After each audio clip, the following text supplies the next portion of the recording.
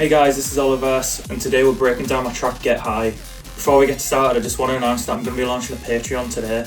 On the Patreon, I'll be uploading exclusive content such as track breakdowns, production tutorials, exclusive unreleased music, as well as sample packs and other bits and bobs. As well as seeing the full production breakdown on Patreon, you can also download my Knock 2 bootleg of Feel You Love Me, which sounds like this.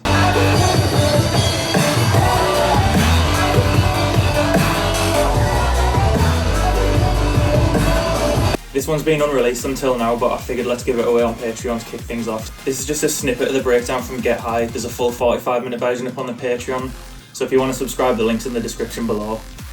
This is the project for Get High.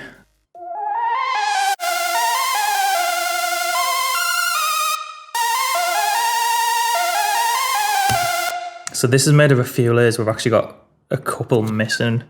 I'll probably put a bet on those Gladiator patches is the Angry Saws patch, but I don't have Gladiator installed, unfortunately. This is the loudest sound in the patch, and it's just a detuned saw wave. Let's see what we've got. So we've got that one. So this is just another just straight saw wave with just a bit of vibrato on, just to give it that wobbly kind of feel.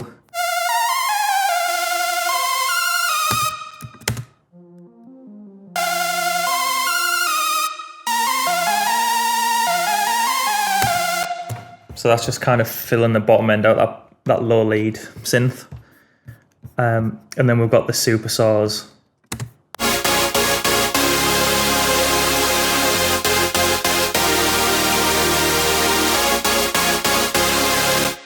These are quite straightforward by the looks of it. It's just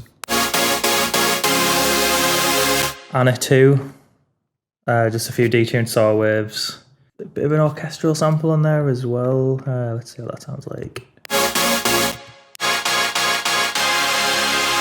Yeah, it's just kind of adding that like sort of brassy sound to it, just to make it feel a little bit more live.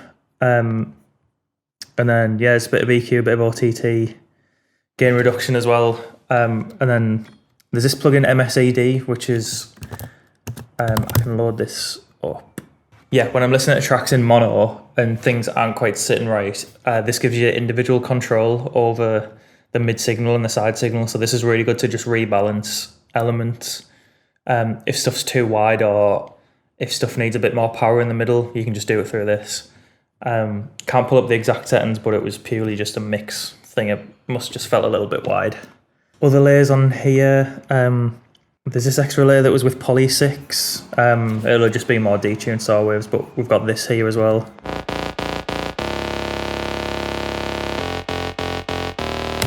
Just playing the root notes just to fill it out. I found the trick with super saws is just to kind of really stack things up, and it's also with note choice. I always think if you try to write super saws and they're not sounding thick enough, a lot of people think it's to do with the patch, and to a degree it is, but a lot of it is to do with note choice. So like if we wanted to thicken this out even more, obviously we've got the root notes down here. We could like, whoops. We could like add the octave here. And then we could add like the 5th.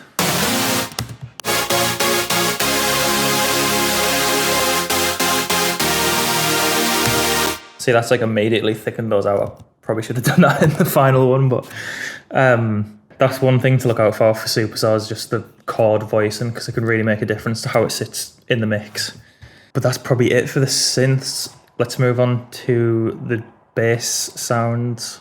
The drop was actually the thing that came first when I wrote this track. I found this bounce from April 2018.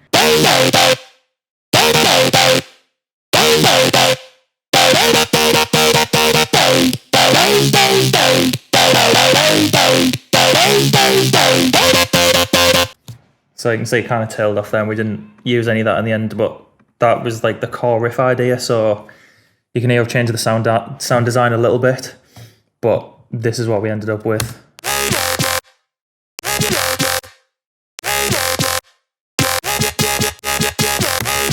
But if we turn off the processing here, which is just an old virtual writer fat rack, some EQ, we can just turn it off. Not a million miles off, to be honest.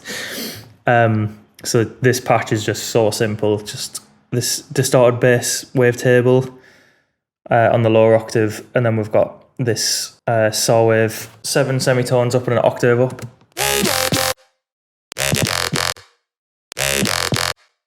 And the only filter movement we've got going here is just a high pass filter, just to give it that sort of vowel-y sweep. And then in terms of other stuff,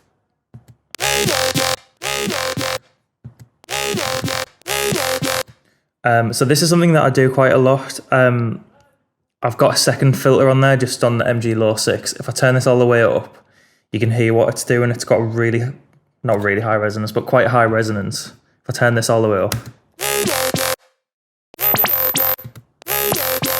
it's kind of adding that like squelchy kind of sound to it. Obviously that was a bit too much, so I've just dialed it back. It's just really like emphasizing like that sweep up and down, and that's all that's doing. And then just a bit of OTT. But that's basically the main sound. We've got a couple of other layers. We've got this one. So this one's pretty meaty. It's the exact same patch, but we've just ran it through a stereo widener, the hyperdimension, and then we've got the reverb filter on as well, just to kind of smear the sound. I just wanted something that was really messy, just to kind of fill the sides up. And you'll see here, with that plugin that I was on about earlier, MSED, I brought the mid signal all the way down, so this is really wide. It's like way out of phase, but it's not too bad because it's not the core sound. We're just kind of blending it with the main one.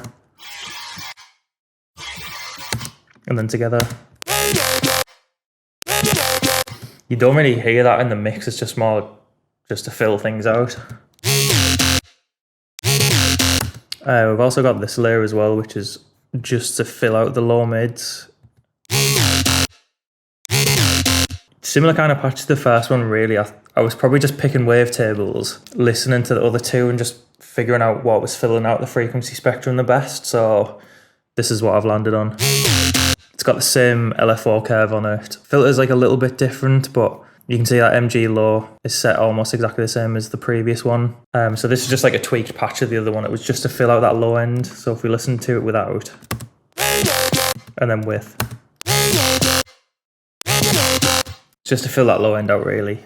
I swapped the drums out on this sort of quite late on into the process, and I wouldn't normally do drums like this, but yeah, just where I was getting close to getting the EP finished up, I thought let's go ahead and just try to switch the drums and see if that sort of brings it to life, and I feel like it did make a big difference. There's also just a extra kick transient. Drum bus is really good for drums, just on like the default setting. Just pull the dry wet down a bit just to give it some extra bottom end. Very subtle, but in the mix it like really makes a difference. Nowadays I would use something like the knock plugin from Decap, that's really good. And for the clap, what have we got here? So the clap's made up of 3 layers. We've got this clap white noise sample.